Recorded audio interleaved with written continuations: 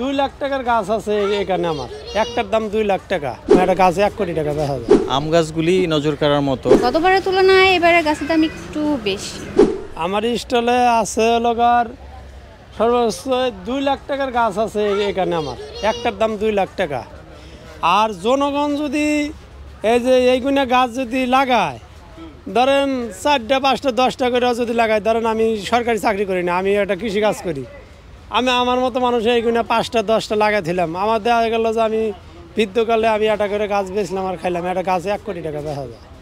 ঠিক আছে, হ্যাঁ 1 কোটি টাকা আপনার বড় বড় ইন্ডাস্ট্রির মালিক এসে ওরা কিনে নিয়ে যাবে আমার কাছ থেকে। আম গাছগুলি নজর কাড়ার মতো। আর বিদেশি অনেক ফল গাছ যেগুলো আমরা আসলে অ্যাভেলেবেল দেখি নাই, এখানে এসে দেখতে পারতেছি। বান্ডেল থাকলে প্রতি সেনমানিতে টাকা বাঁচবে। বিকাশ সেনমানি বান্ডেল কিনে জিতুন প্রতি লেনদেনে।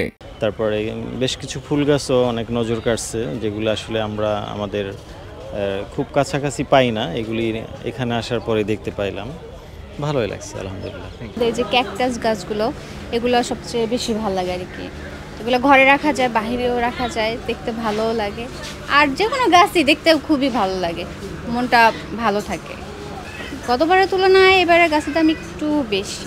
ইট ওয়াজ ইমপ্রেসিভ যে মানে কারণ বৃক্ষ মেলা হলো বছর একবার হয়, অ্যান্ড বলতে গেলে যে এভরি ইয়ারই আসা হয়।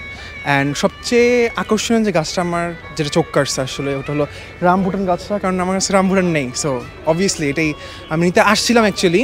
সো আমি দেখবো এখন ঘুরে ঘুরে, যদি আমার কোনো রামবুটানের অ্যাকচুয়াল কোনো গাছ ভালো লাগে তাহলে তো আমি অবশ্যই নেবো। তো ভিতরে ঢাকা শহরের ভিতরে এরকম মানে মনে হচ্ছে গ্রামীণ পরিবেশ, গ্রামীণ আবহাওয়া খুব ভালো লাগছে। আর এই বৃক্ষ মেলা চলবে তো অবশ্যই প্রতি বছরই, এবং আমার মনে হয় দীর্ঘদিন ব্যাপী, পুরো বর্ষা মৌসুম ব্যাপী চলা উচিত।